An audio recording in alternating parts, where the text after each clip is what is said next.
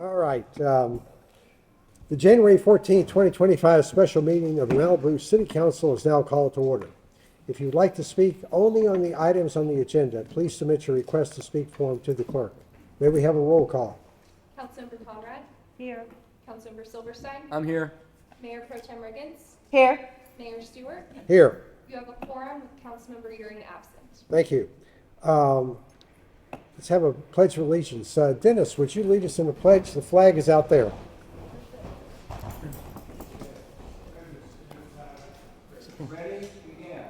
I pledge allegiance to the flag of the United States of America and to the republic for which it stands, one nation, under God, indivisible, with liberty and justice for all. Thank you. May we have a report on the posting of the agenda? The agenda for this meeting is properly posted on January 13th, 2025. Thank you. May we have an approval of the agenda? I'll make a motion to approve the agenda. Do I have a second? Second. I have a second. All in favor say aye. Aye. Any opposed? Being none, the motion is passed. All right, let's move on to, we want to have a city manager report, please. Sure. Thank you, Mayor. I have some bullets, but first off, I'd like to say there's no amount of words that I could say or anyone up here could say that could ease anybody's mind. It's hard for any of us to fully understand what any one individual is going through, even if we have experienced it before and we understand that. But we want to do our best to try to make sure that our community gets back on its feet as quickly as possible. And so while we're in the active emergency right now, and still, Speak louder. I used to think my voice carries, but while we're in an active emergency right now, we're already strategizing on recovery efforts. Our website is a central hub, and we're trying to make sure that's a central hub for resources for everybody. So please go to malibucity.org/Paradise Fire. Palisades. Palisade Fire, thank you. Palisade Fire.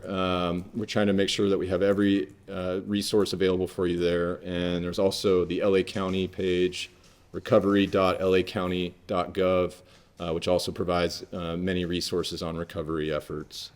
We are planning town halls.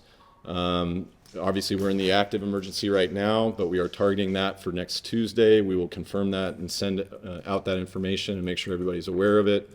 That'll be followed shortly there by town halls for design professionals so that we can try to provide all the information to those vendors and firms that need to support our residents as they rebuild. But with that, we will have to have some council special meetings to make policy decisions on matters that are related to that so that we can provide the right information to all of our professionals. So those will come shortly. And we are also trying to augment all of our teams and staffing with additional resources to support our community and to allow the work to be done as quickly as possible. So we've brought in a lot of our colleagues and friends from mutual agencies to help with this incident. We also are reviewing the executive order that the governor issued recently so that we can give clear guidance to our community. And there should be a separate executive order soon that will be going to HCD that will provide decisions that will affect the building codes, which we will be closely monitoring. So we're expecting that soon. And there are a lot of complicated issues here in Malibu, so we're ensuring that we're in compliance with all of those codes. And there are a number of things in place already in our LCP and our municipal code to support our community on the road ahead. Some examples are the rebuild in kind plus 10%. That's already consistent with the governor's executive order. Our on-site water treatment systems and driveway improvements, as long as they meet the fire department, those can be approved under de minimis waiver. There's also things like landscape replacement of certain species that are already allowed in our code. Those are just a few examples. Some issues, though, that we'll have to take under consideration with this fire are the diverse terrain that we deal with that may make this more challenging than Woolsey, wastewater issues, FEMA flood zones and tidal matters, and the fact that there are some landslide areas in this zone. Our staff are already planning on meeting with Coastal Commission early next week to ensure that we're on the same page with the Coastal Commission. And we are already working on reports for the city council to consider all of these topics and make their policy decisions so that we can give clear direction and move as quickly forward as possible. So thank you for that, Mayor, and I'll pass it back to you. All right, thank you very much. I would like to say one thing. I've been involved with the city staff, being at the Emergency Operations Center virtually every day. Emergency Operations Center is run, for the most part, 24/7. It was like a traveling road show as we moved from fire front to fire front. And it was actually as far away as Camarillo Police Department for one day, and it's now at Pepperdine. And we will be at City Hall hopefully tomorrow afternoon after the wind event is over. The city staff has been amazing. And as Joe mentioned, we've executed mutual aid. You hear it for the fire department, well, and the police departments and sheriffs. It also works for city staff. You've got not just our city staff, but people of comparable professionals from all over Southern California sitting side by side with our staff today and have been for several days, acting as a force multiplier. The amount of volume of work that has been accomplished is only because we've actually been able to staff up for it and not warn everybody out. There's somewhere between 12 and 18 people at all times in the Emergency Operations Center, and this will continue. So a big thank you to all of our staff members, but also I want to say to our first responders, the Sheriff's Department especially, who was involved in the evacuations, and the fire departments who worked fearlessly to try and save as much as they could. The city of Malibu owes you a deep gratitude, and I have to say, I echo Joe's comments, and I think I speak for everyone up here. Our hearts are broken for all of our residents. This has been a very traumatic experience again. And fortunately or unfortunately, we know what we did right and wrong during Woolsey. We learned a lot about it. We know what we're going to do better next time in this round. And I'll also say for those that remember the Franklin fire of only a month ago, that saved Malibu. You don't realize how close we came losing the rest of the city if we had not had the Franklin burn scar. And at midnight on Tuesday night, it was not sure we were going to have to evacuate the rest of the city. So thanks to everybody who has been involved in getting us to this point. We're going to turn this city back on its feet, and we're going to have it just as strong as it ever was, and we're going to take care of our residents. That's what we want to do. So with that, we have anybody want to make any comments really quickly? We'll do public comment first. All right. Let's do the staff report first on item 1A. Let's call that. We have a staff report? Yes, Mayor. This item is to approve our contract biologist. We ordered the plan to. No, 1A, sorry, Joe. Oh, sorry. I'm 1A sorry. is Thank you. is We're your too far ahead. This is to ratify our declaration that we declared last Tuesday, actually into the early morning hours of Wednesday when the fire broke out. And so this is ratifying the emergency. Okay. All right. Let's have public comments. We have 5 speakers, only on item 1A. First speaker is Pamela Connell York. Please step up to the podium, and you're going to need to speak loud. I had noticed, but thank you for being here. I do have some questions. The emergency declaration, can you do it proactively next time? I know Mayor Bass did it way back when we had that windstorm coming. So I know it has to be monetary issues, but I think in light of what has happened, in the future, you should be able to proactively declare it so you don't have to have these types of meetings. When we have another life-threatening message, that should activate an automatic emergency declaration. Because I think this is unprecedented times, but we can learn from that.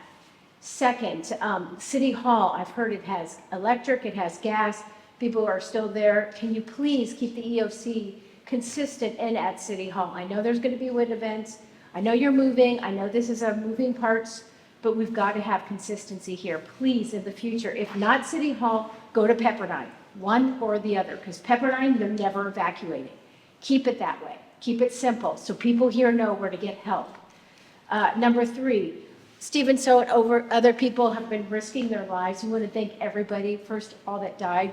His son, urgent care is open right now. His son is a firefighter at Camp 8. He was there. He had an injury. I just want the community and you guys to know there are assets. They don't even have Wi-Fi. We need to get the Starlinks here. That is one example of what's happening at urgent care. They need the Starlink. The city needs to have a Starlink.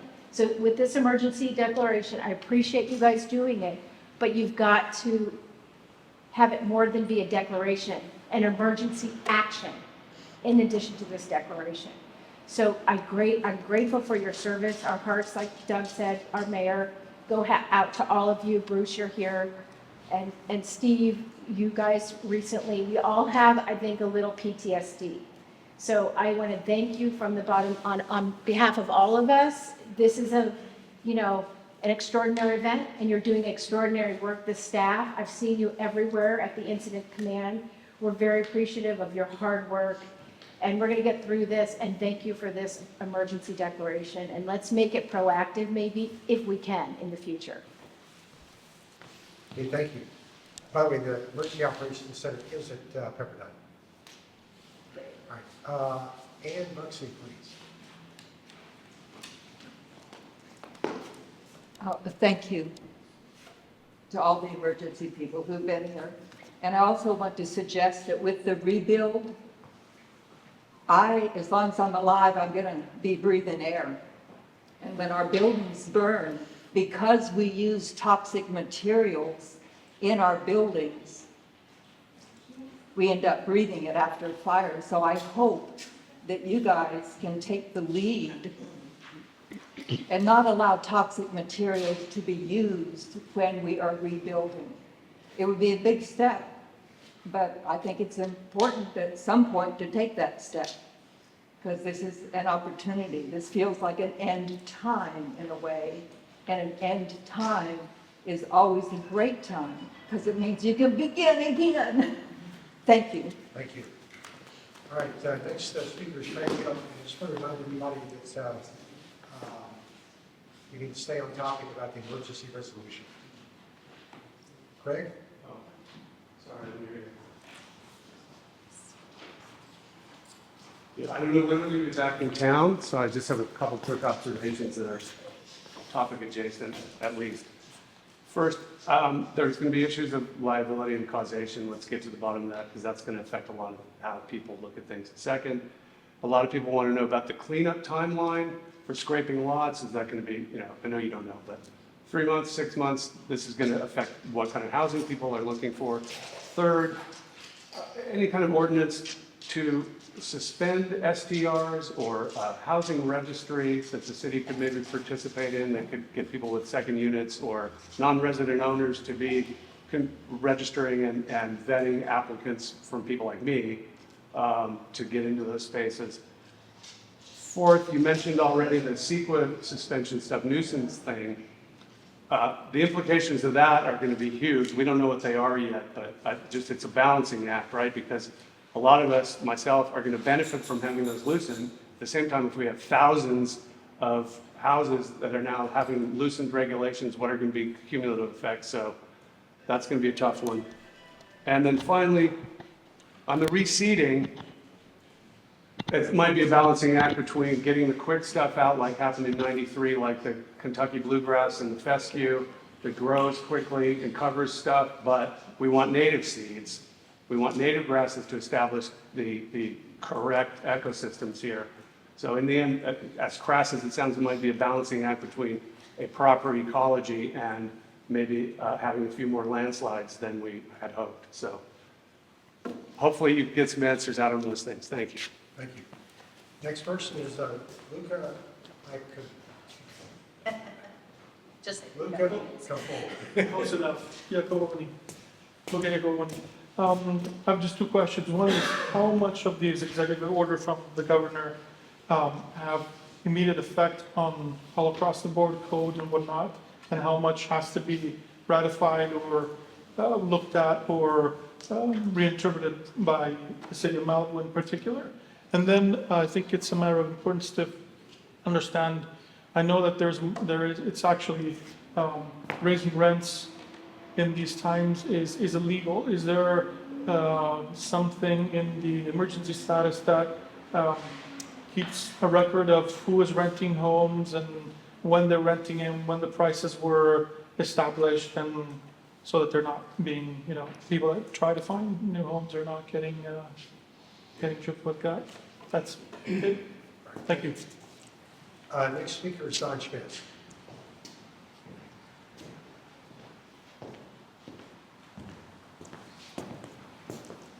Thanks. So, it's been rough.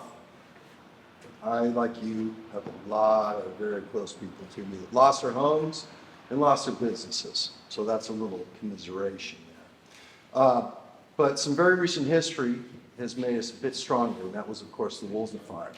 Now, after the Woolsey Fire happened at the very first city council hearing, I alerted this city that the disaster replacement exemption criteria in 30610 of the Coastal Act waived the need to have a coastal development permit.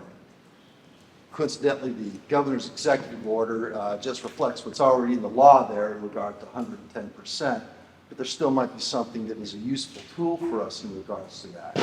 But I have to tell you, I was very proud of this city in regards to that previous council and the staff, and they listened to me about this. I assisted and I identified the tripwires that, irrespective of the CDP exemption, could really hurt people, and that was the septic systems, and that was bringing the access up the fire department standards, and of course, if any grading or anything was necessary.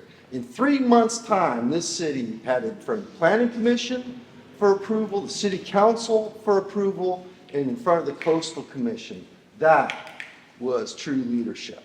Now, that being said, these beach-fronting properties have whole new aspects that we didn't grapple with in the Woolsey Fire.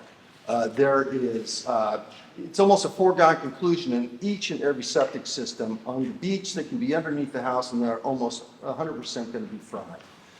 And of course, you have to meet building and safety standards, and a lot of the houses that burned down along the beach were older ones that were on wood piles, so they're going to have to be doing new foundations and such. Now, I'm not going to grind out the sausage in this public meeting here today, but I'm here to communicate to you that my firm's committing that we will sit down and we will work with your staff, or not sit down with your staff because everybody's busy, but we will lay this out to try and facilitate and streamline you doing this. I know this council, and I know your commitment to making this happen.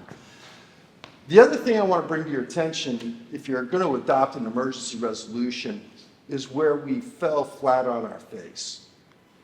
And that's in regards to our water infrastructure.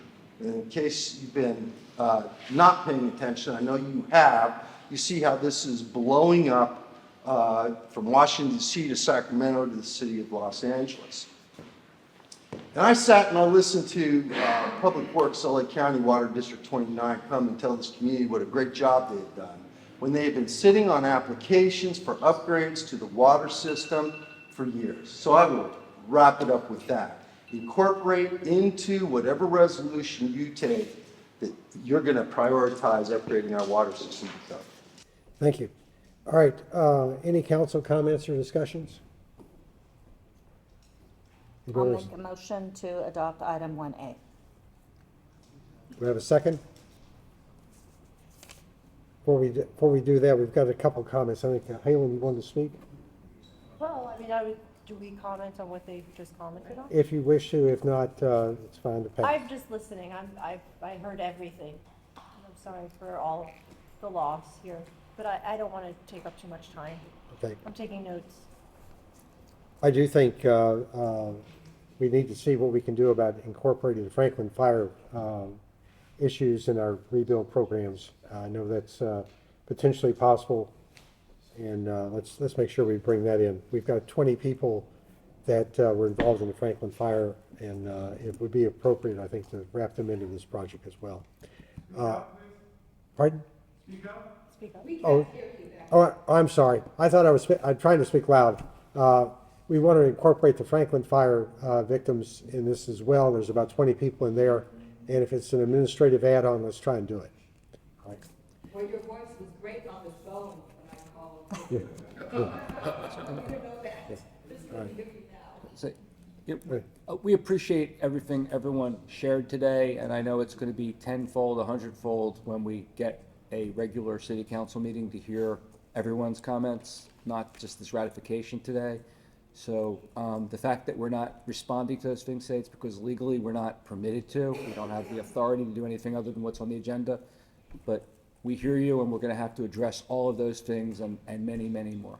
And I want to emphasize, if you saw the town hall meeting that we had for Franklin, where we had all the specialties, the fire department, county mudslide people, fire department, police department, everybody possible to be there to answer your questions and to listen to your comments. So we'll definitely be doing that, as Joe Tony said, to be on Tuesday is what we're looking at, and potentially at, I think, Malibu High School. Is that correct? All right. Yeah, okay, but we need to have a more community-centric meeting that's not about the fire department and the other emergency people telling us what happened and what they can do. We need to talk about what Malibu needs, and that's a different meeting, different kind of meeting altogether. Yeah, but we're not listening to you today. We just need to move forward. And please remember, we're also still trying to make sure we don't have a fire issue that might come our way. We still have red flag. They'll go in till tomorrow.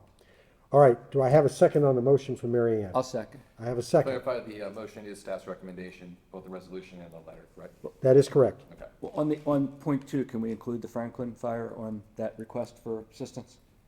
Yes, we already did send a letter, I think, on Franklin, but we can, I'm sure that's included as well in this. All right, with that amendment, or does that need to be an amendment? It's already in there. It's already in there, isn't it? It's already in there, but we can also mention the Franklin Fire as well. All right. The fire letter that we did submit for that. Does the motion maker agree with that? Yes. Okay. And seconder? Yes. All right. All right, put it to a vote. All in favor, say aye. Aye. Any opposed? Being none, the motion is approved. Let's move to item 1B, professional services agreement with CJ Biometric Monitoring LLC for biological consulting services. Joe, will you be giving us a comment on that? Yes, thank you. So now on the biological services contract. So this one was actually meant to be on the council docket this week if we had had a normal meeting, and since it is pertinent to fire recovery, we wanted to make sure we still had this approved. We had done an RFP, had 2 respondents. CJ Biomonitoring came out as the best firm. They will be offering 24-hour local availability, constant 10-day turnaround for plan and reports, broader policy and staff training, 2 days of counter service weekly. They have a ton of experience in Malibu, and their credentials are top-notch, and we wanted to make sure we had that agreement in place as we move into recovery. And here for any questions. All right. There are no public comments on this item. Any council comments or discussion? There being none, may I have a motion to approve? Make a motion to adopt item 1B. Do I have a second for 1B? Second. second it. Oh, good. Caleb. Halen is now the second. All right, if there's no other comments, let's put it to a vote. All in favor say aye. Aye. Aye. Any opposed? Being none, the motion is approved. Oh, we missed the public comment. I am sorry. I missed it. It came in late. Rafi, do you want to make a comment, please? Yeah, please come forward. This needs to be on item 1A, though, which we already covered. It's about the emergency order. Yes, I just wanted to say quickly 2 things because I'm not usually behind the protocols and understanding what's happening, but I came with 2 things. One thing is as a small business owner, just to see what can be done and just put it in front of you because as small business owners, everybody's suffering already a year ago since the mudslides. It's 6 months of a shutdown in Malibu for small business owners. Now again, it's 1 month ago, and now again, so it's 3 times. And I wanted to see if you guys can put it in front of your list to see how to help the business owners to really survive, especially now when nobody will come for I don't know how many hours it will come them to come down. That's as a business owners that I want to say something. The other side that I can tell you from our perspective, and I'm not going to talk about who I am and what I did, but I can tell you one thing. I was the head of counterterrorism between Israel and America prior to September 11, after September 11, sorry. So I understand about emergencies, and there's some things that are happening right now that I was trying to get somebody's ears to tell them. I talked to Helen, thank you so much, earlier, and I explained about it. here at Rafi Lounge with the help of Norm Heyman that is here, we fortunately, and I don't even know why, have hot showers, we have room for people to rest, we have Wi-Fi, we have all that. And I can tell you that from Rafi Lounge actually, or Nobu, further down towards Santa Monica, there are people stuck there and I have right now in my lounge, few people that are been for over a week without shower, without nothing, who making the way walking towards me because they cannot go in and out. So while the emergency of what we're talking for the future, there's something that is very current situation right now. We're allowing people to come, to eat, to have coffee, to have shower, but they cannot move there. So I don't know if it's to address the sheriff, who to address, but that's an emergency that's happening right now. And we need to help those people that have nothing to do there, not even a way to get food in and out. So that's what I wanted to say, and hopefully you guys can help us with that. Thank you so much. Thank you, Ron. Thank you. All right. That concludes our agenda items. And with that, the meeting is adjourned. Thank you for attending. And of course, there's people here, if you want to speak to us afterwards, please feel free to do so. There's a briefing at the incident command in about 15, 20 minutes, and there'll be a presentation there from the city of Malibu at that meeting. So, thank you.